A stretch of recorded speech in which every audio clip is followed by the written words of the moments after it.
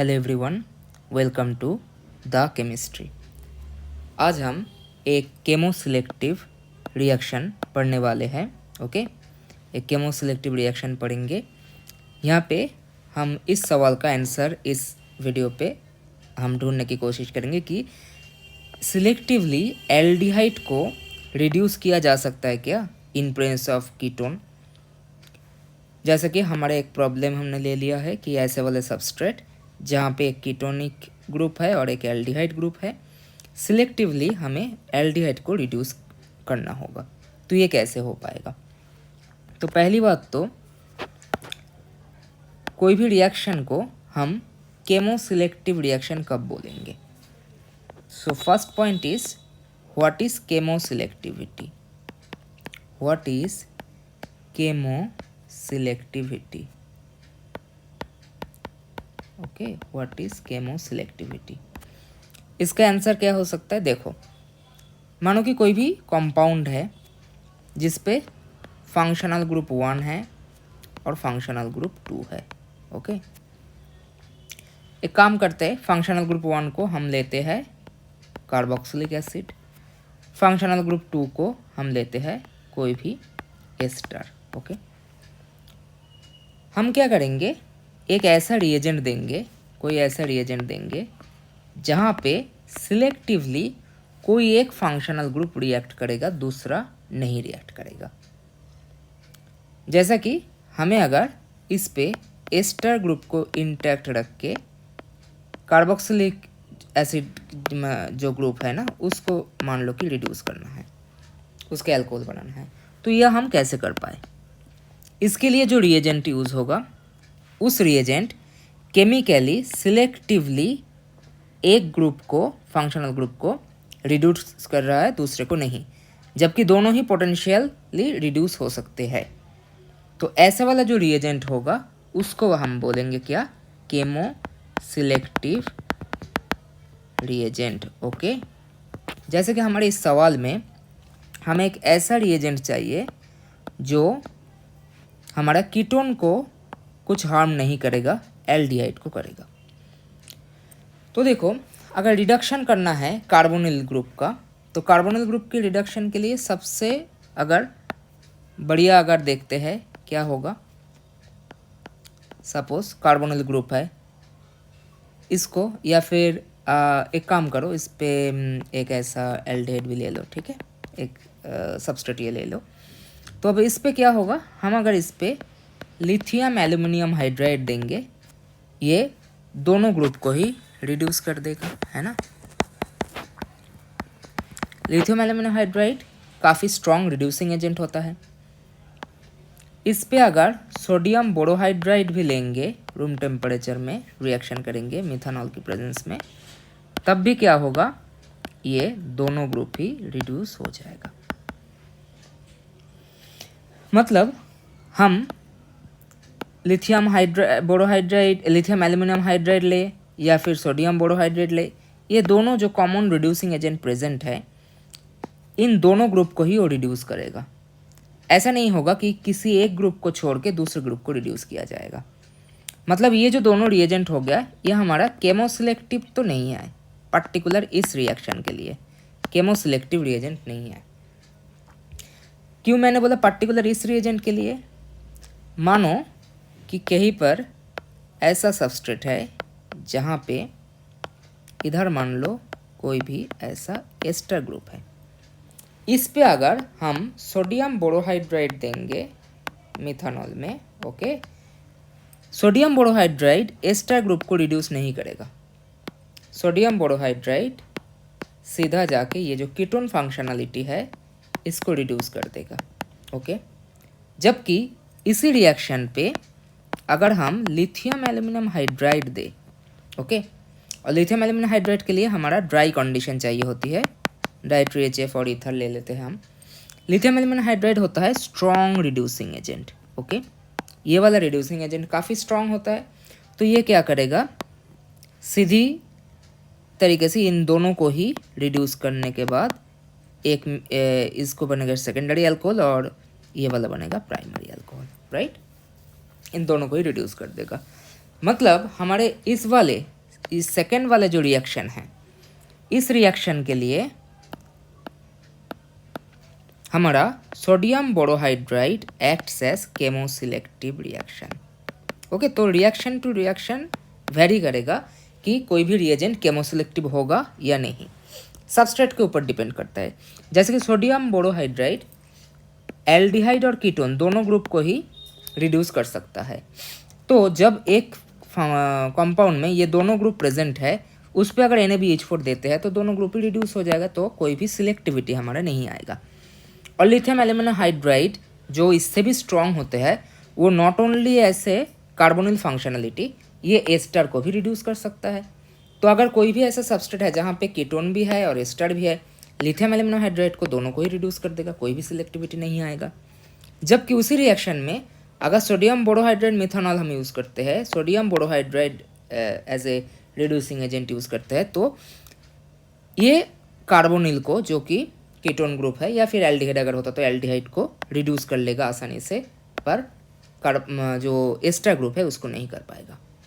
Okay, तो particular इस substrate के लिए केमोसिलेक्टिव जो रिएजेंट है सोडियम बोरोहाइड्राइड, राइट। तो ये हो गया हमारा जो इंट्रोडक्टरी पार्ट की केमोसिलेक्टिविटी क्या होता है। अगर एक सवाल आता है कि केमोसिलेक्टिव हमें चाहिए ही क्यों, केमोसिलेक्टिव चाहिए क्यों? देखो, हमारा कोई भी कंपाउंड, हम टारगेट मॉलिक्यूल, कोई भी ड्रग मॉलिक्यूल हम सिंथेसाइज कर रहे हैं, कुछ भी कर रहे हैं, उस पर पर्टिकुलर कुछ फंक्शनलिटी चाहिए होती है। हालांकि एक में सपोज एल्डिहाइड ग्रुप है, एक में इधर हमें चाहिए कोई भी एल्कोहल ग्रुप, सॉरी एक कीटोन ग्रुप है, उसका अल्फा में एल्कोहल ग्रुप चाहिए, जहाँ पे हम कुछ और भी एस्टर क्लब करेंगे, कोई भी बायोएक्टिव मॉलिक्यूल क्लब करेंगे। ओके, तो ऐसा वाला हमें चाहिए सिस्टम। अब इसके लिए अगर दोनों ही ऐसा OH हो जाए, ओके, दोनों ही अगर रिड्यूस होके OH बन जाए, तो हमारा ये नहीं हो पाएगा। तो हमें कोई भी ऐसा रिएजेंट चाहिए जहाँ पे तुम्हारे ये सपोज ये अगर स्टार्टिंग मटेरियल है, तो इनका सिलेक्टिवली CHO को रिड्यूस कर लेगा, कीटोन को छोड़ देगा, तब जाके क्या बनेगा, ऐसा एल्कोहल बनेगा। उसके बाद इधर से कोई भी हम ऐसा कोई भी CO2H ले लेते हैं, जहाँ पे हम इसका जो एस्टरिफिकेशन रिएक्शन कर देते हैं, तो हमें ये वाला मॉलिक्यूल मिलेगा। ओके, तो इनका जो सबसे ज़्यादा यूज़ होता है, ऐसे कोई भी नेचुरल प्रोडक्ट सिंथेसिस हो गया, या फिर कोई भी लॉन्ग चेन सिंथेसिस है, लॉन्ग रिएक्शंस है, कोई भी ड्रग मॉलिक्यूल सिंथेसाइज कर रहे हैं, तो इनके लिए फार्मास्यूटिकली एक्टिव मॉलिक्यूल हमें चाहिए। तो इनके लिए हमारा केमो सिलेक्टिव रिएजेंट होना बहुत ज़रूरी है, वरना हमारा नंबर ऑफ स्टेप भी इंक्रीज हो जाएगा, लेकिन फ्रूटफुल रिएक्शन, फ्रूटफुल सिलेक्टिविटी हमें नहीं मिल पाएगा। ओके, तो हम देख लेते हैं कि इसका एल्डिहाइड ग्रुप को सिलेक्टिवली रिड्यूस करने का क्या क्या रिएजेंट अवेलेबल है। तो सबसे पहले एक रिएजेंट का नाम लिख लो कि sodium aluminium H2O CH2 OCH3। Okay, ये वाला भी एक एल्यूमिनियम हाइड्राइड है, तो इसको सिलेक्टिवली जो एल्डिहाइड ग्रुप है उसको रिड्यूस करेगा, कीटोन को नहीं। एक और रिएजेंट है जैसे lithium aluminium hydride C4H9 tertiary group, O tert butoxic group. Okay, ऐसा वाला एल्यूमिनियम हाइड्राइड सिलेक्टिवली एल्डिहाइड को रिड्यूस करेगा, कीटोन को नहीं करेगा। एक और मान लो सिमिलर काइंड ऑफ, इनमें से एक पैरेलल आपको दिख जाएगा कि इनका स्ट्रक्चर मोर और लेस सिमिलर सही है। ओके, मान लो कि OC2H5 या फिर sodium aluminium hydride OET3। Okay, तो ऐसे वाले जो कंपाउंड्स होते हैं, ऐसे वाले सिस्टम जहाँ पे होते हैं, इसको हम बोलते हैं कि chemo selectively reduce aldehyde even in presence of ketone functionality. Okay, और इनका जो selectivity in each case more than 90% है। ओके, मतलब 90% हमें ऐसा वाला प्रोडक्ट मिलेगा, मे बी 10% और लेस देन 10% दोनों ही रिडक्शन प्रोडक्ट मिलेगा जबकि ये हमारा मेजर प्रोडक्ट बनेगा, राइट। ये वाला कॉन्वेंशनल रिएजेंट होता है। और भी कुछ रिएजेंट इधर एडिशनली हम लिखते हैं जो कि लेटेस्ट कुछ रिएजेंट्स है, जैसे कि इसका एक है सोडियम BH4 ले लो और उस पे एसिटाइल एसीटोनेट। ओके, ये वाला एक लिगेंड हो गया, लिगेंड सिस्टम होते हैं जो कि बाइडेंटेड लिगेंड के तरह काम करते हैं इन प्रेजेंस ऑफ THF और टेम्परेचर होगा 0 डिग्री सेंटीग्रेड। ऐसे वाले कंडीशन में भी सोडियम बोरोहाइड्रेट के साथ इस वाले लिगेंड की जो इंटरेक्शन है, ऐसे भी हम सिलेक्टिवली एल्डिहाइड को रिड्यूस कर पाते हैं। जैसे कि हमारा ऐसा सबस्ट्रेट तुम ले लो, ओके, जहाँ पे इधर CHO है, इधर कार्बोनिल है, इस पे अगर सेम ऐसे कंडीशन लगाओ सोडियम बोरोहाइड्रेट और एसिटाइल एसीटोनेट, ओके, देन क्या होगा, इस पे सिलेक्टिवली एल्डिहाइड जो ग्रुप है वो रिड्यूस होगा, कीटोन इंटेक्ट रहेगा। ये एकदम लेटेस्ट रिएजेंट है, ये एक NJC new journal of chemistry, okay, NJC 2019 का एक पब्लिकेशन का रेफरेंस मैंने अभी दिखाया। ओके, अब देखो एक और मेथड है जो उतना कन्वेंशनल है नहीं, क्योंकि उसका सिलेक्टिविटी उतना हाई नहीं है। वो होता है तुम सिंपल NaBH4 का ही रिएक्टिविटी बहुत कम कर लो। NaBH4 का रिएक्टिविटी कैसे कम करोगे, -78 डिग्री सेंटीग्रेड ले लो और सॉल्वेंट सिस्टम सिंपल मिथानॉल नहीं लेके इथानॉल या मिथानॉल लो, उसके साथ DCM का तुम मिक्सर ले लो। ओके, ऐसे वाले सिस्टम में क्या होता है कि वेरी लो टेम्परेचर, बहुत लो टेम्परेचर तुम जब ले लोगे तब देखोगे कि देखो इन दोनों में अगर इलेक्ट्रोफिलिसिटी कंपेयर किया जाए तो definitely aldehyde centre is more electrophilic, है ना, जो कि नॉर्मल रूम टेम्परेचर में हायर टेम्परेचर जब रहता है तब NaBH4 फ़र्क नहीं कर पाता, तो दोनों को ही रिड्यूस कर देता है, इनका रिएक्टिविटी हाई होता है। जनरली टेम्परेचर हम अगर कम कर देते हैं, टेम्परेचर जितना कम होगा, एक बेसिक रूल है, सिलेक्टिविटी इंक्रीज हो जाता है, क्योंकि रिएक्शन को तुम कंट्रोल कर पाते हो। रिएक्शन का जो रेट है वो स्लोअर हो जाता है। रिएक्शन का रेट जब स्लो होगा तब वो सिलेक्टिवली बिहेव कर सकता है। ओके, और क्या हो सकता है, एक और बोरोहाइड्रेट बेस्ड रिएजेंट इधर ले लो। ये सारा लेटेस्ट जो पब्लिकेशंस है उससे मैं आपको पढ़ा रहा हूँ, ताकि देखो अभी नेट का जो पैटर्न है ये वाला तो कॉमन तुम्हें किताब में मिल जाएगा, पर नेट का जो पैटर्न है उसमें कुछ रिवाइज जो लेटेस्ट जो रिएजेंट्स है उसके ऊपर भी सवाल आते हैं। और ये नॉट ओनली नेट का सवाल, ये IIT में ये सवाल पूछा गया है एज ए इंटरव्यू। तुम सब जब नेट क्वालिफाई हो जाओगे, JRF मिल जाएगा, तब तो IIT, NIT, IISER डिफरेंट जगह पे इंटरव्यू देंगे, है ना। तो जब इंटरव्यू में तुम लोग जाओगे तो तब क्या होगा, तुम्हारा जो वर्सेटाइल जो कॉन्सेप्ट है ना वो चेक होगा। और उस कॉन्सेप्ट चेकिंग कैसे होगा कि ओनली किताब में जो 3-4 एग्जाम्पल है वही पढ़ के आए हो, या फिर तुम्हें लेटेस्ट जो रिसर्च हो रहा है उसके बारे में भी थोड़ा बहुत नॉलेज है। तो इसके कारण जो भी लेटेस्ट जो रिएजेंट्स अपडेटेड हो रहे हैं, क्योंकि हमें अप टू डेट होना चाहिए ना, हमारा सॉफ्टवेयर भी फ़ोन में अपडेट होता है, तो हम अगर खुद को अपडेट नहीं करेंगे तो फ़ोन तो स्मार्ट होता रहेगा लेकिन हम अब स्मार्ट नहीं हो पाएंगे, है ना।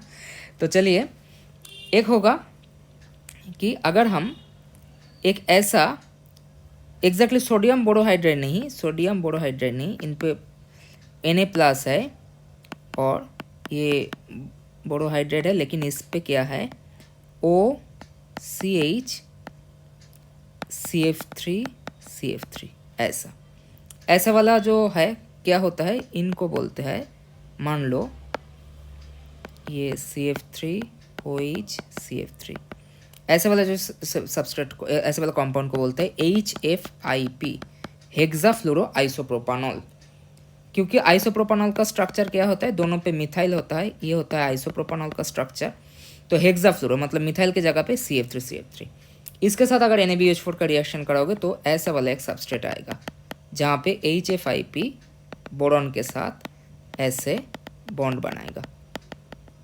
इससे क्या होगा, ये देखो इतना हाईली इलेक्ट्रॉन विथड्रॉइंग ग्रुप इधर अटैच हो रहा है बोरॉन के साथ, तो क्या होगा, इनके इलेक्ट्रॉन विथड्रॉइंग ग्रुप इतना मतलब हाईली इलेक्ट्रोनेगेटिव अटैचमेंट होने की वजह से ये जो सेंटर हो जाएगा, ये सेंटर का जो इलेक्ट्रोफिलिसिटी वो हाई हो जाएगा। मतलब ये क्या होगा तब कहाँ पे अटैक करेगा, जहाँ पे मोर इलेक्ट्रोफिलिक सेंटर है। एल्डिहाइड और कीटोन में से मोर इलेक्ट्रोफिलिक सेंटर कौन सा है, एल्डिहाइड वाला है, तो उस पर सिलेक्टिवली अटैक कर देगा और इसका सिलेक्टिविटी भी मोर देन 94% है। ओके, और एक है रिएजेंट, एक काम करते हैं हम ये वाले पार्ट को ना थोड़ा सा